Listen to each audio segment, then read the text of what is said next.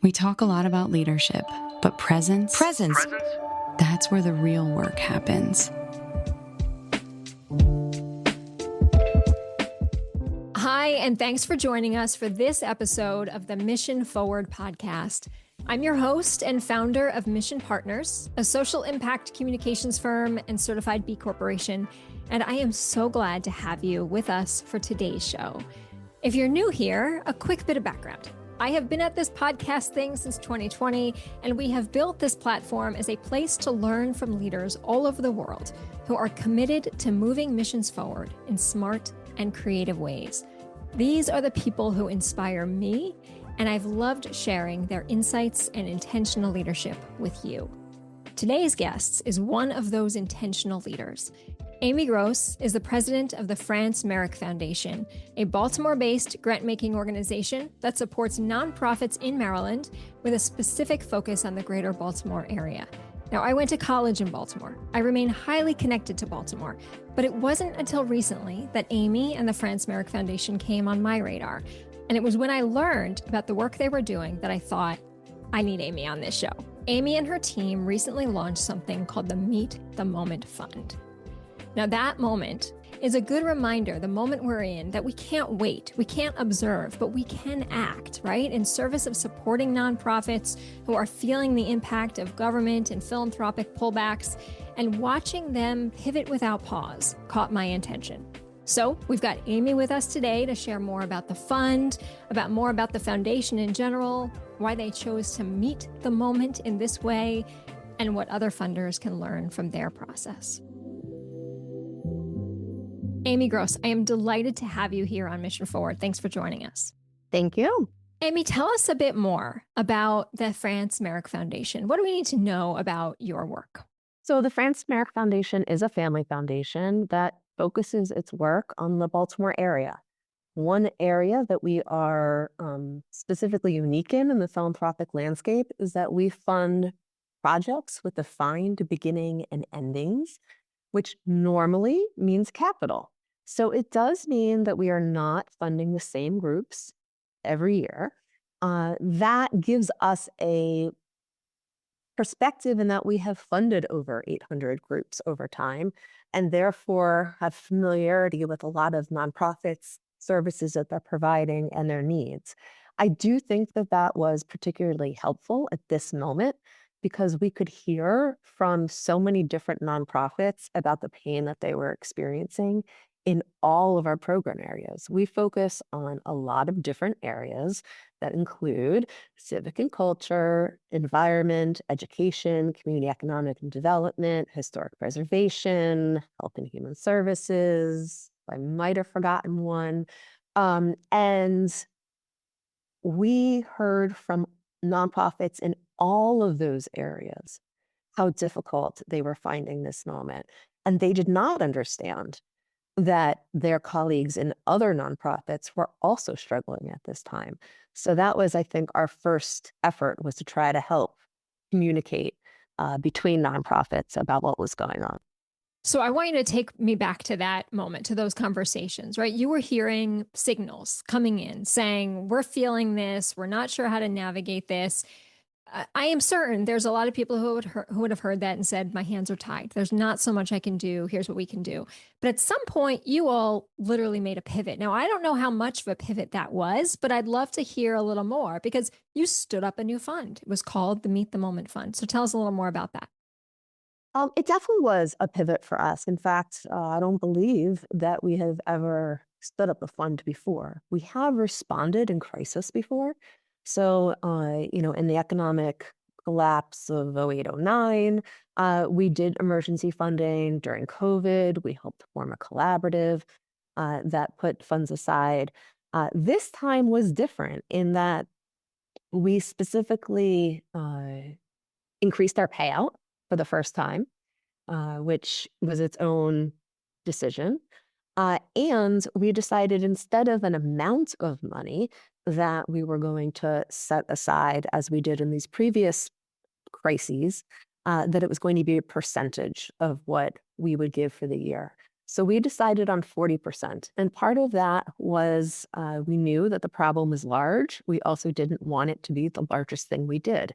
So we thought that, maintaining normalcy needed to be larger.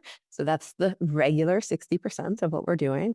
But yet the 40% is fairly significant in terms of what we were able to do for the year. It also honestly protects us because the market is doing great right now. And so therefore that percentage has increased, but the market could crash any moment. And this way it also provides some parameters that we can control. Great. So you had some things you were able to shift. You clearly, as you said, it was a pivot. It was something new for you all to do to increase those payouts. What were the conversations like, as much as you can tell us on a podcast, but with your board? Were they supportive? Were they concerned? How you think about those who you report to, how they were in that response. So the board was actually really great. And I think that one other piece that was helpful was that around January 15th, so before the inauguration and all the changes, we had a regular board session on the state of the nonprofit sector. And in that education session, we explained the difficulty that nonprofits were having right now, that they were extremely dependent on government funds, that those funds were late always, that they required organizations to put cash up front that they didn't have, the stress that many nonprofit leaders were under since COVID and continuing, the burnout of a lot of their staff, and the fact that some of their staff actually needed benefits themselves. Then you combine that with board governance challenges and the change of what's going on in society. It really was a moment for us to put up, like, there are some real red flags. And then 2 weeks later, we reached out and said, remember that bottom that we were about to tell you was coming out? It's falling much quicker than any of us anticipated. I'm pretty sure that most people thought, okay, there's going to be some changes that come along with this administration, but we have until October to do some planning. But we didn't. We had days. And as you recall from that time period, there was a lot of decision, reaction, change of decision. There was a lot of chaos. There still is. And that did not help the situation at all. So I think what we tried to do was figure out what was in our control to respond to a chaotic situation. And part of what we needed to do was compartmentalize. We needed to compare the request for an organization in distress with other organizations in distress and not compare them to a request that we're getting for regular items. At the time, I happen to remember we were getting requests for HVAC replacement from other institutions. That's actually something that we do a lot of. And at the time, when organizations were closing, that people weren't getting fed, they were losing their housing. We were sort of freaking out, saying like, well, that's more important than HVAC. But really, HVAC is always important. So by compartmentalizing the two ways that we gave, it really allowed us, it sort of freed us up to make decisions within different parameters of what we care about. Really smart. Really smart. That's a good takeaway. And I know we're going to talk a bit about what other foundations can learn, but the idea of having parallel pathways that you can continue to do the core work as you've been doing and carve out some to think about a pivot or a different kind of response. That's helpful to hear. The other thing that I think was super helpful about our process is it is rolling. And so people in this particular moment are getting different information every day. And so it allows them to adjust their ask to us. And this year we've had the most withdrawals of requests that we've ever had because the world keeps shifting on people. And so things that they want to do, they can't do, things that they thought they needed, they didn't need. And so our rolling process allows people to have flexibility within that. That's helpful. That's good. So, the Baltimore community is such a special one to me, as I noted at the top. But I'm curious if, how often, if ever, you are collaborating with other foundation leaders in the Baltimore community, thinking about how you don't just meet the moment singularly, as I know you are, but how you meet that moment collectively. What kind of conversations do you see happening there? Well, we've been having them. We've actually been having them, I think, before we started the Meet the Moment Fund. And I think that different foundations are at different points in their fiscal year, in their board processes, in their internal processes, and able to respond. But there has been a great response by a lot of funders, mostly around sector related issues. So, immigrant funding, or housing funding, or food crises. Funders will come around a certain issue. We've also tried to talk to some funders about the challenges that we see in the sector and the importance of encouraging more sustained collaboration among the nonprofits themselves. Those conversations are ongoing, and I hope that we'll be able to announce things in 2026 of more cooperation in that area. That's great. That's great. So, I had mentioned at the top some of the work that we do that is with other foundations around the country. And we've been doing a lot of listening recently of foundations and nonprofits. And there are some really interesting things I'm hearing around nonprofits who are thinking very differently, knowing that I should say first, as you know full well, that no philanthropy will ever be able to fill the gap that government leaves. So that is one big one. How do we ever fill that big gap? But that nonprofits are starting to think about how else can I fuel this mission in addition to philanthropy, knowing that there is only so much philanthropy. And so I see a lot more nonprofits exploring, at least, earned revenue streams and different ways of not just having a gala for the sake of having a gala, but having a workshop that has a paid ticket price to it, different ways of thinking about how to fuel that mission. And I'm curious if you're seeing some of that too. Maybe it's in the kinds of requests you're getting, but organizations who are realizing that it actually is a good thing to be exploring many different ways of fueling that mission into the future. Absolutely. Before 2025, a foundation would always tell a nonprofit, oh, if you can get government money, that's your most solid money. That's sustainable. That's what you need to strive for. Philanthropy will do R&D, government will take it from there. That message no longer holds at the moment. And so nonprofits really do need to pivot their engagement and their fundraising to individual donors, communities of people, and earned revenue streams. The ones that are able to do that are weathering this storm. It's interesting, just today, we had a meeting with a nonprofit who seems to be doing very well. They have an earned revenue stream, they have a strong board, and they were talking to us about where they were coming from strength and expanding their program. And my colleague and I looked at them and said, most of our conversations are with people who are crying in front of us with their lives falling apart and all their years of work. Like, this was odd to us that someone was talking about success, but it is out there. And so we need to figure out how to highlight it, how to celebrate it, how to show others how to do it, and to give people hope that, yes, we have to change the business models and plan differently for how we are supporting each other, but it is possible.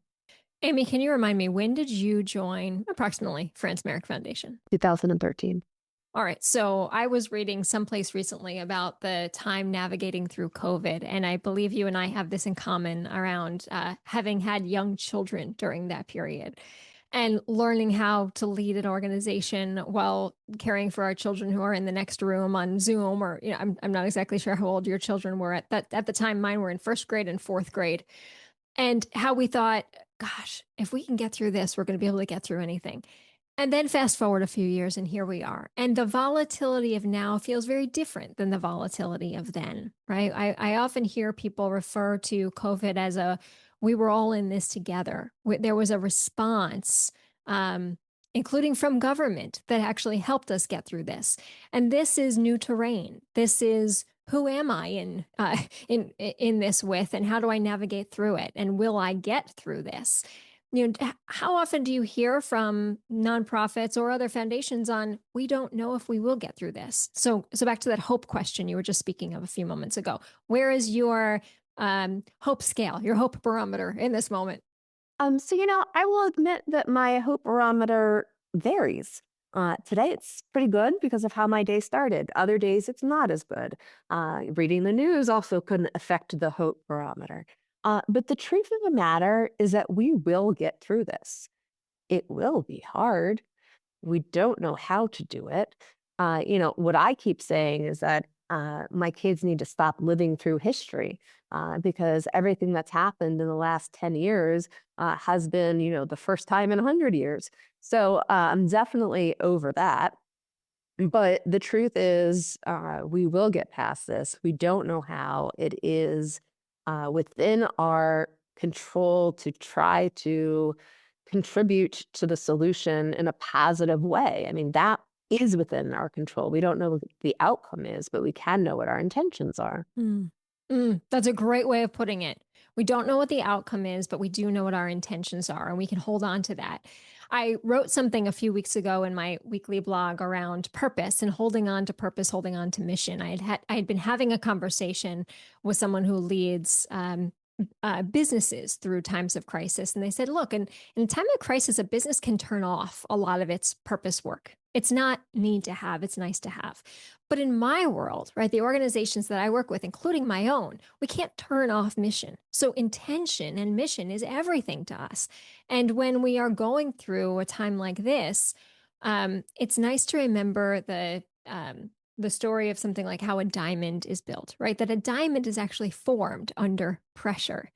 And many, I think, of the nonprofits we are seeing today are rising, and foundations like yours are rising to this moment, finding ways to live that purpose, to live that intention, to be able to navigate through it.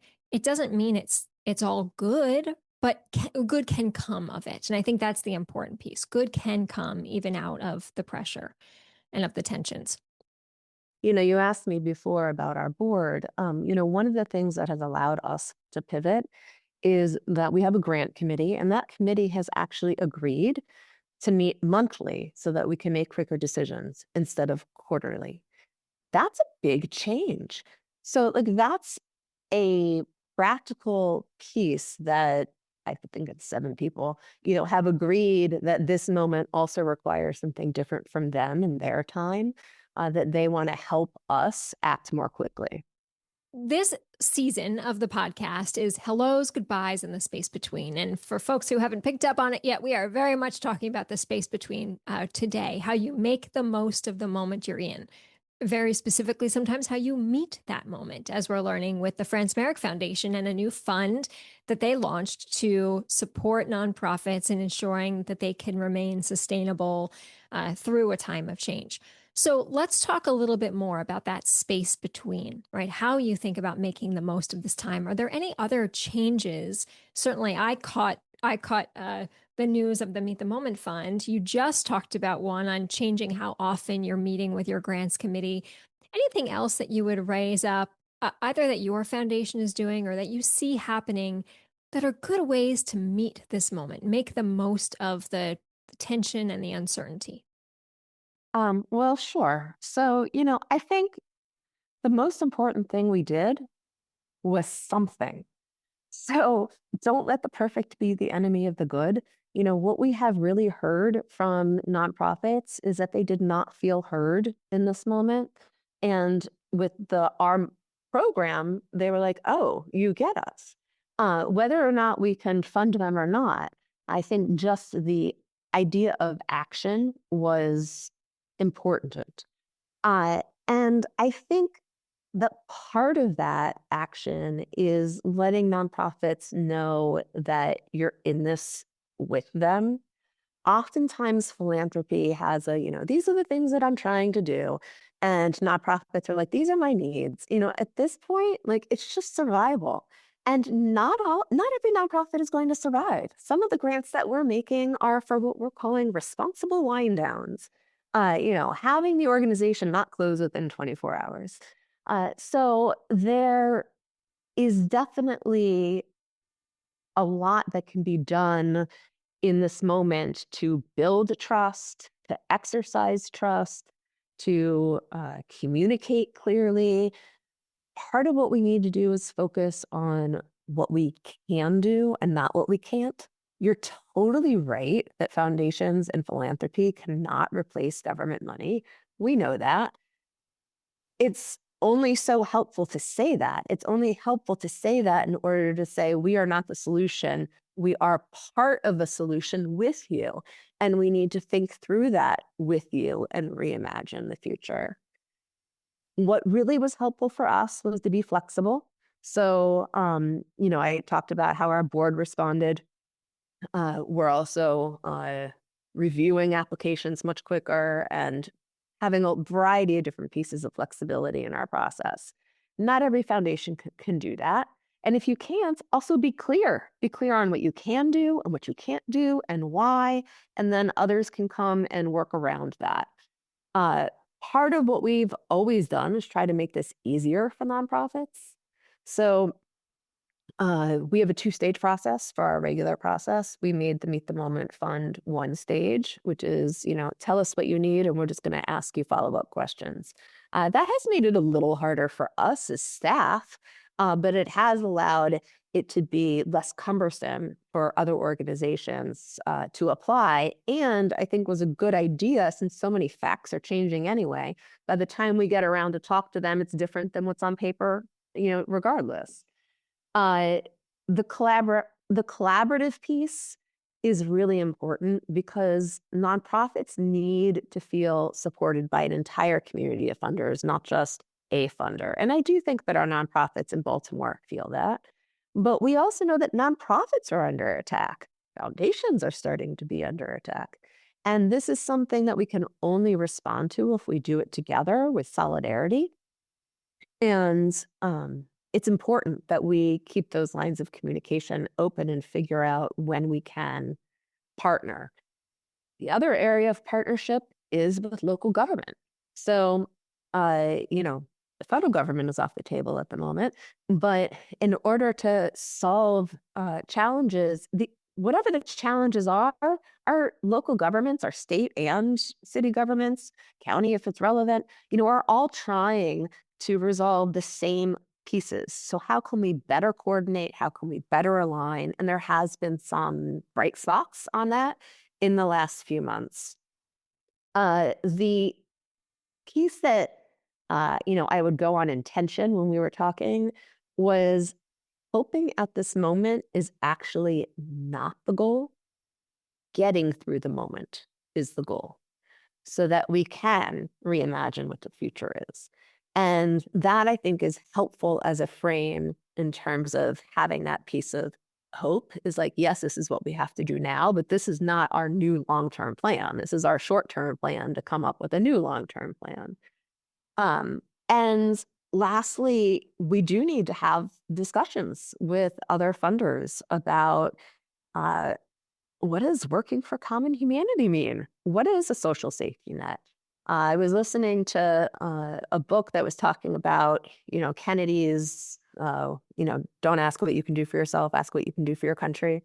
And then in the 90s, the message sort of went, what can your country do for you? Now, I would say let's remove both of those and let's have a new conversation about what communities can do for each other. Because at the end of the day, that's who's left. That's what we need to build on. That's what we need to create. It has become so clear to me that particularly in this year, but in recent years, that we are a nation made up of communities, and so much of deep social change and impact happens inside communities. And I remember, just when I was starting my career, I used to do quite a bit in public affairs, and it was always a big deal when you had a federal or a White House administrator come and speak to your nonprofit. They were going to tell you what was happening at the national level. Now it's really flipped, right? It's let's talk about what's happening at the local level and how we level that up to make sure it's happening in other places too. So that beauty, that importance of what's happening in community, as you all know well, will remain so important, right? It's not how will we survive this. It's the only way around this is through it.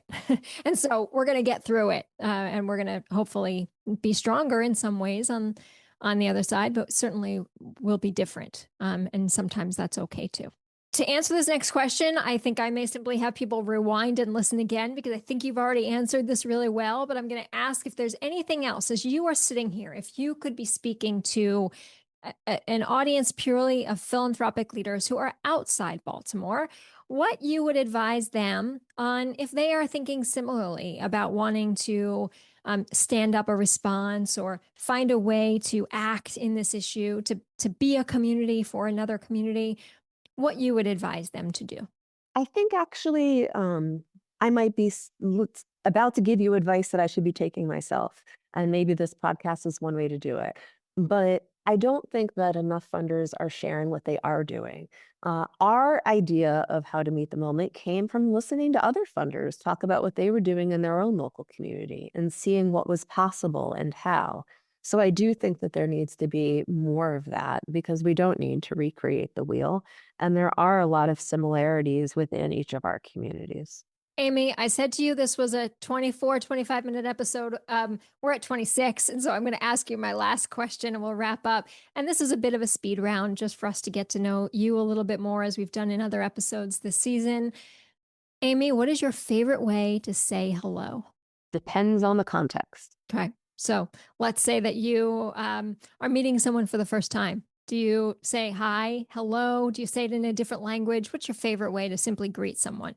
I do say hello. I just want to make sure that the person knows that they've been seen and recognized. Love it. Great.